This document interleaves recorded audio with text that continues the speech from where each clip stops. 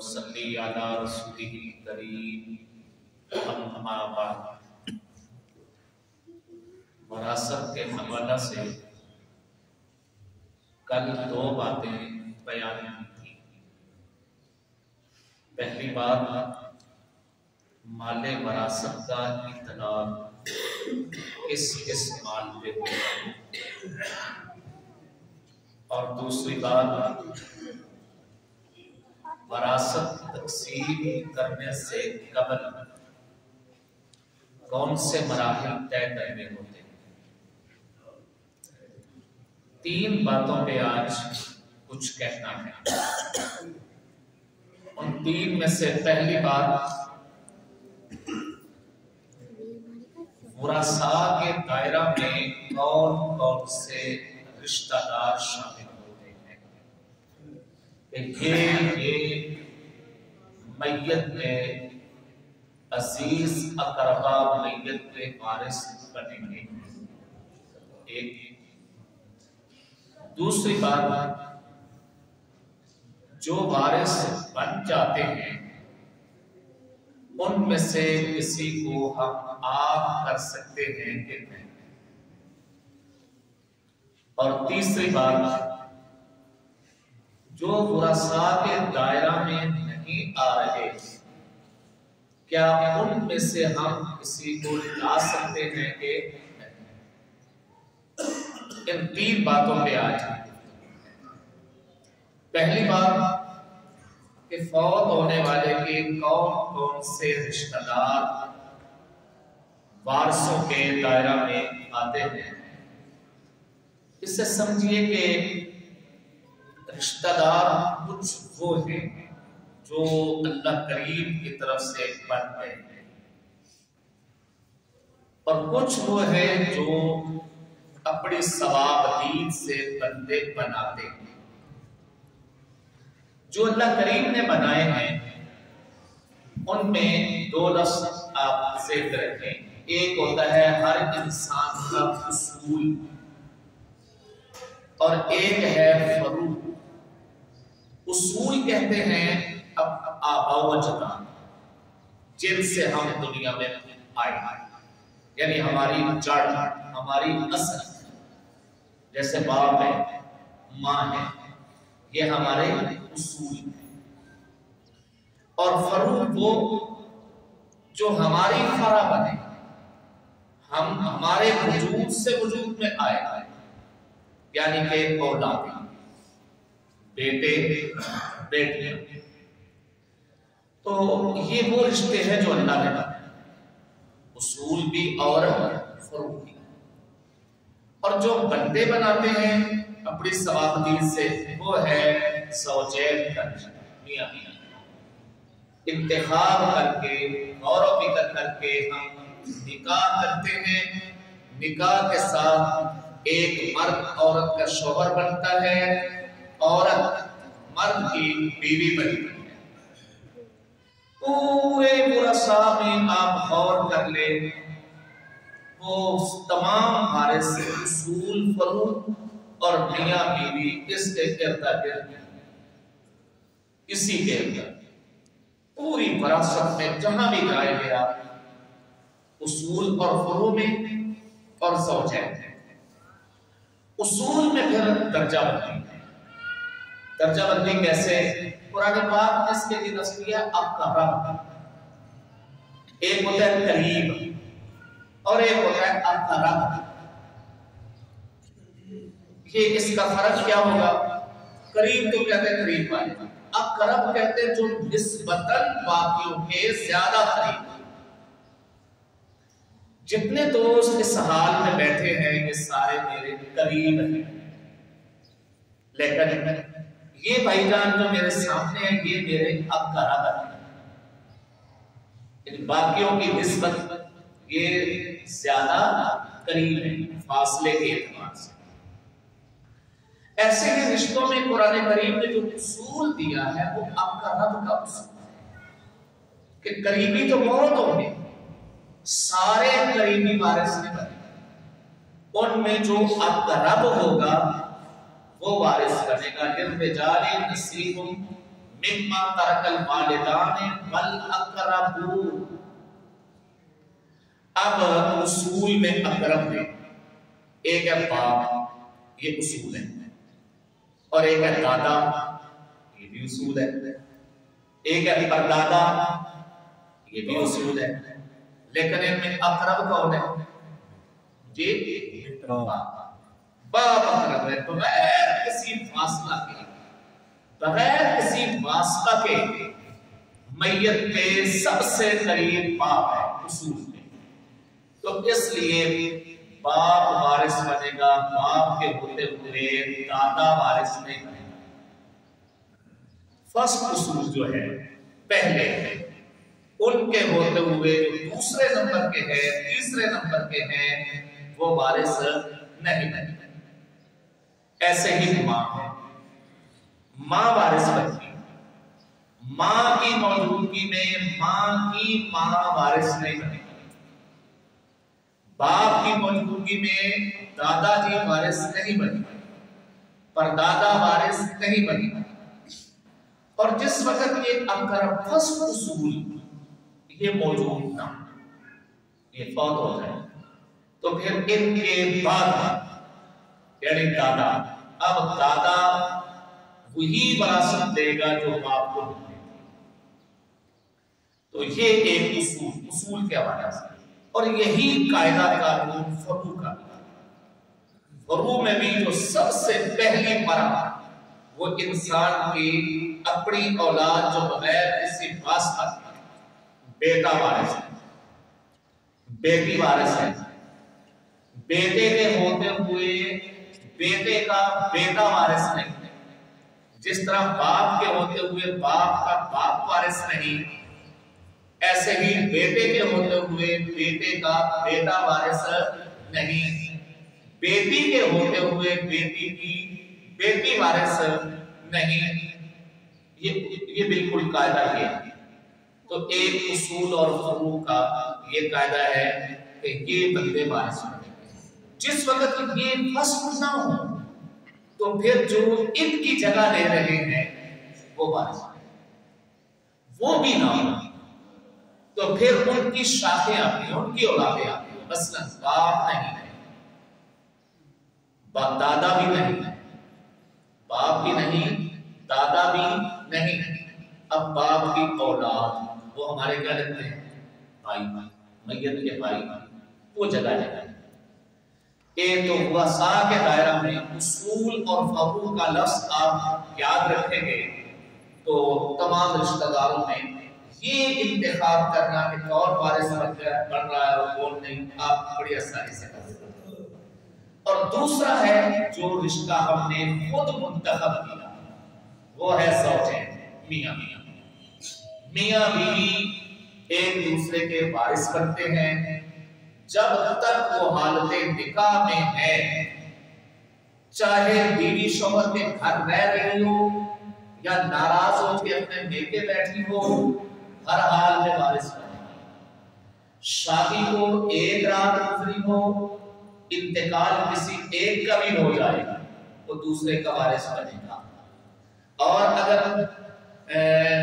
بہت عرصہ گزر گیا ہو تب بھی، کیونکہ یہ اصول ایک قاعدہ ذہن میں رکھنا، وراثت کا دار و مدار کسی کی فرما برداری پہ نہیں، اطاعت پہ بھی نہیں. وراثت کا دار و مدار کسی کے مستحق ہونے پہ بھی نہیں. مستحق سے مراد یہ ہے کہ دو بچے ہیں، ایک غریب ہے اور ایک مالدار ہے. ایک کے پاس اپنا گھر بار سب موجود ہے، کاروبار بھی موجود ہے، دوسرا بچہ وہ سبزی کی دکان پہ بیٹھتا ہے یا کوئی مزدوری کرتا ہے، گھر بھی کرائے کا ہے. اب بظاہر ہم یہ کہیں گے کہ ان میں سے مستحق کون ہے؟ جو غریب ہے. لیکن یہ زکوٰۃ کا مستحق ہو سکتا ہے. وراثت کے مستحق ہونے کے لیے غربت بنیاد نہیں، وراثت کے مستحق ہونے کے لیے فرما برداری اطاعت یہ بنیاد نہیں. وارث ہونے میں امیر اور غریب دونوں کے دونوں برابر کے وارث ہیں. تو یہ ہو گئے وارث کون بنتے ہیں. ان وارثوں کو ملتا کتنا ہے؟ یہ ایک ذرا لمبی تفصیل ہے، کتنا کتنا ملتا ہے۔ قرآن کریم کا چوتھا پارہ، اس میں اسے بڑی تفصیل سے بیان کیا گیا، اور مزے کی بات یہ ہے جس سورت میں بیان کیا گیا ہے اس سورت کا نام ہے سورت النساء، اور نساء کہتے ہیں عورتوں کو۔ نساء کا معنی عورتیں جمع ہے، ایک ہو تو اسے امرأہ کہتے ہیں، زیادہ ہو تو انہیں نساء کہا جاتا ہے۔ اور سورت نساء میں لانے کی ایک وجہ یہ بھی ہے کہ دراصل جو اس کے احکام نازل ہوئے تھے ابتدا میں، وہاں پہ دو طبقوں کی حد تلفی ہو رہی تھی، دو طبقوں کے ساتھ زیادتی ہو رہی تھی، ایک عورت کے ساتھ اور ایک یتیم بچوں کے ساتھ۔ عرب قبائل نے اپنے اپنے طور پہ وراثت کا معیار رکھا ہوا تھا کہ کون وارث ہے۔ رشتہ داری بنیاد نہیں تھی، قرابت بنیاد نہیں تھی، انہوں نے اپنے طور پہ ایک معیار رکھا تھا کہ مرنے والے کا وارث کون ہوگا۔ مثلا بعض قبائل میں یہ معیار تھا کہ فوت ہونے والے کے دفاع میں اگر اسے زندگی میں ضرورت پیش آتی تو جو اس کے دفاع میں تلوار اٹھا سکتا ہے وہ وارث بنے گا، جو تلوار اٹھا کے میدان میں نہیں آ سکتا وہ اس کا وارث بھی نہیں بن سکتا۔ ان کے اپنے اس قاعدے کے لیے کہ اسے عورت تلوار اٹھا کے میدان میں نہیں آتی وہ وارث نہیں بنے گی، چھوٹے معصوم بچے تلوار اٹھا کے میدان میں نہیں آتے اور وہ وارث۔ اس قانون کے تحت حق تلفی ہو رہی تھی، تو دونوں کی حق تلفی ختم کرنے کے لیے، حق دہی کے لیے، حق دلوانے کے لیے پھر سورت نساء میں اللہ پاک نے وراثت کے مسائل بیان کیے۔ للرجال نصیب مما ترک الوالدان والاقربون، مردوں کے لیے حصہ ہے، وللنساء اور عورتوں کے لیے حصہ ہے۔ ان الذين ياكلون اموال اليتامى، جو یتیموں کا مال کھاتے ہیں ظلم ناحق، انما ياكلون في بطونهم نارا، وہ اپنے پیٹ میں جہنم کی آگ بھرتے ہیں۔ قرآن پاک میں سختی کے ساتھ پھر آگے پورا یوصیکم اللہ، اللہ تمہیں حکم دیتے ہیں۔ یہ میں ترجمہ کر رہا ہوں حکم دیتے ہیں، مگر لفظ قرآن کریم کا کیا ہے؟ یوصی، وصیت۔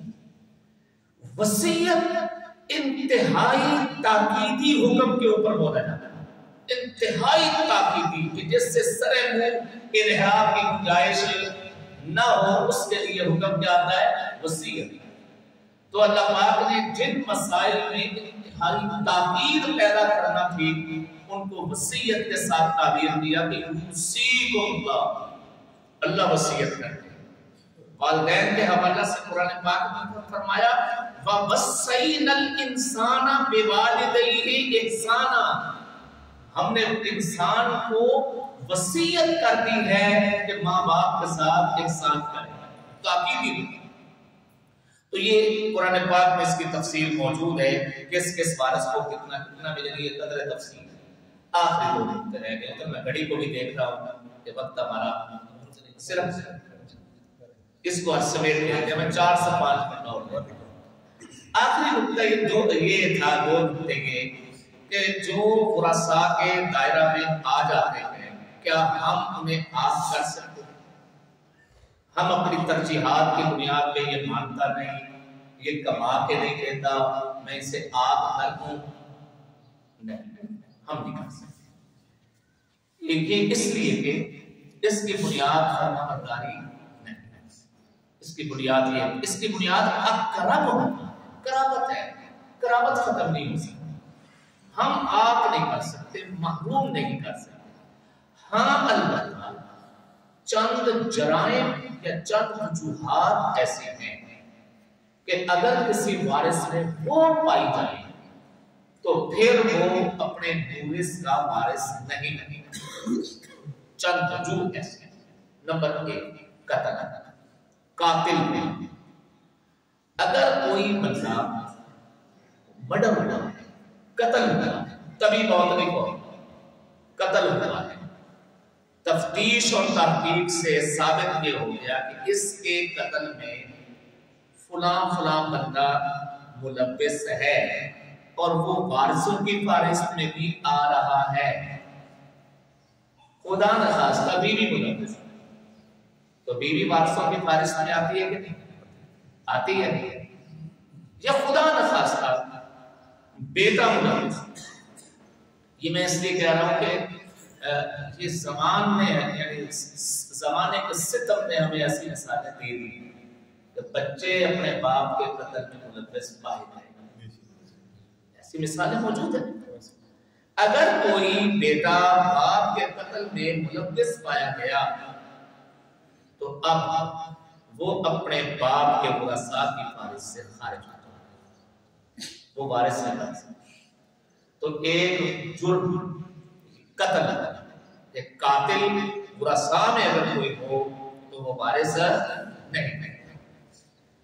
دوسرے نمبر پہ اگر کوئی دین کا ایسا اختلاف جہاں پہ سرے سے دین ہی الگ ہے، مسلک مذہب نہیں، دین ہی الگ ہے، حدیث مبارکہ نے اس کی وضاحت کر دی کہ مسلمان کافر کا وارث نہیں اور کافر مسلمان کا وارث نہیں، مسلمان کافر کا وارث نہیں، کافر مسلمان کا۔ تو لوگ لفظوں میں کہتے ہیں، آپ کہیں گے مولانا یہاں کوئی ہندو مسلمان تھوڑے ہی ہیں، قادیانی ہے مسلمان، بالاتفاق پوری امت کے اجماع کے ساتھ۔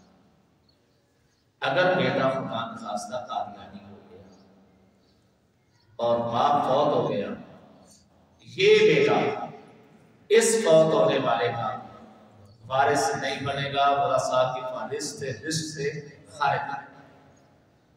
زندگی میں پتہ ہے کہ یہ خارج ہے، باپ کہہ سکتا ہے کہ یہ میرا بیٹا میرا وارث ہے، باپ کہے تب بھی وارث نہیں، باپ نہ کہے تب بھی وارث نہیں۔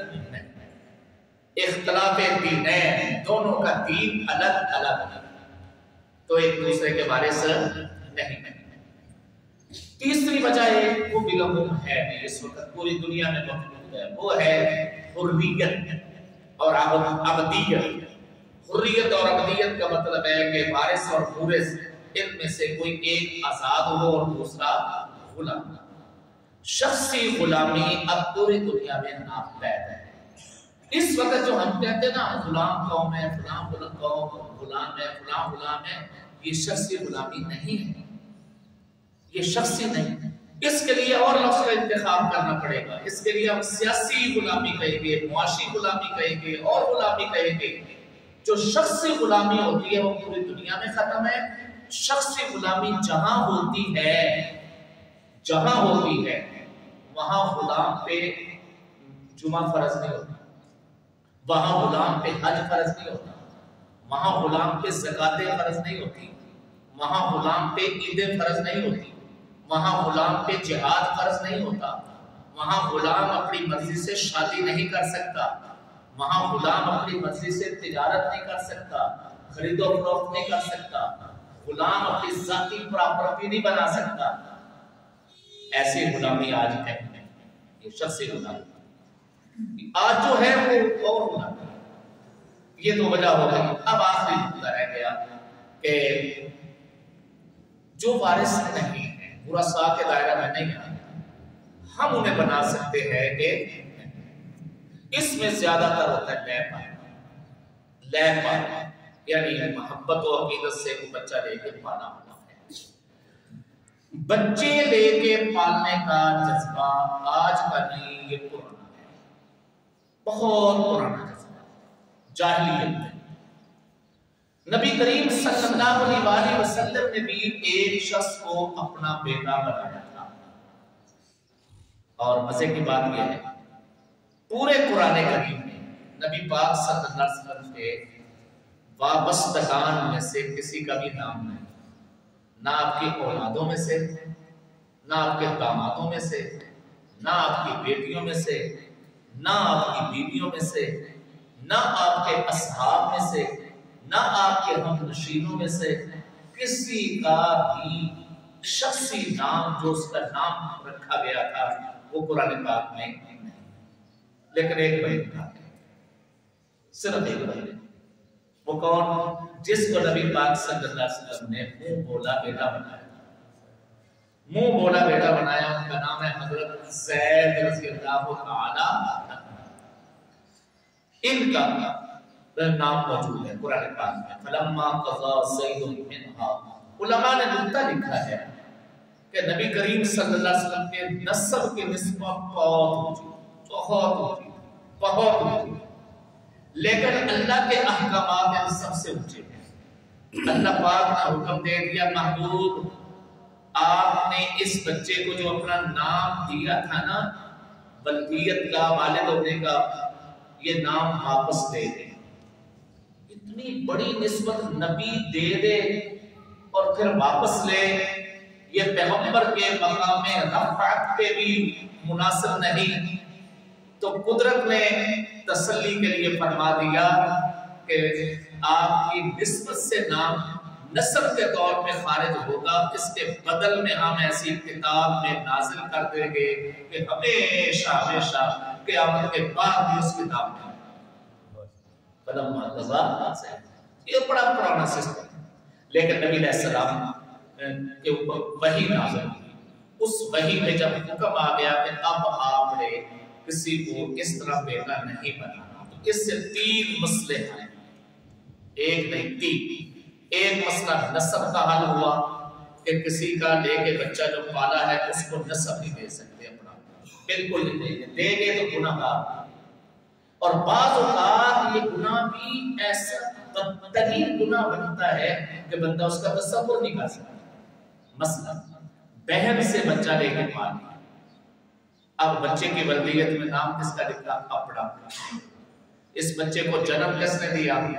بہن نے۔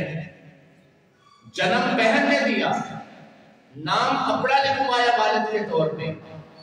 اب سوچئے کہ بہن اور بھائی، بہن اور بھائی یہ بچے کو جنم دے سکتے ہیں؟ یہ ہر اعتبار سے کبھی ہے، انتہائی کبھی ہے۔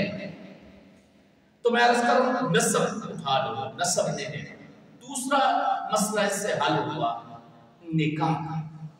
نکاح کا مسئلہ کیا تھا کہ چونکہ یہ حقیقی بیٹوں کی مانند ہوتے تھے، تو حقیقی بیٹا جس خاتون سے نکاح کر لے، اب اگر وہ نکاح ٹوٹ گیا فوتگی کی وجہ سے یا طلاق کی وجہ سے، تو اس خاتون کے ساتھ اس بچے کا باپ جو منہ بولا باپ تھا وہ نکاح نہیں کر سکتا جس طرح حقیقی باپ نہیں کر سکتا۔ یہ مسئلہ بھی حل ہوا۔ نبی پاک صلی اللہ علیہ وسلم نے اپنے منہ بولے بیٹے زید کی متعلقہ بیوی سے خود نکاح نبی علیہ السلام۔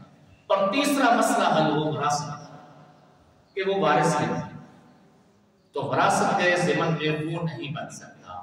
جب وہ وارث نہیں بن سکتا تو پھر دل کرتا ہے کہ اس کو پالا ہے، جوان کیا ہے، اس کی وفاداریاں ہمارے ساتھ ہیں، محبتیں ہمارے ساتھ ہیں، ہم اس کو کچھ نہ کچھ نوازیں۔ تو نوازنے کا کیا طریقہ؟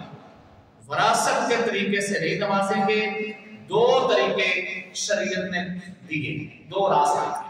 ایک راستہ ہے زندگی میں ہبہ کا، ہبہ مکمل کریں۔ ہبہ کا مطلب دے دینا بلا عوض، اور دے گے مالکانہ قبضہ دے دینا، تصرف دے دینا۔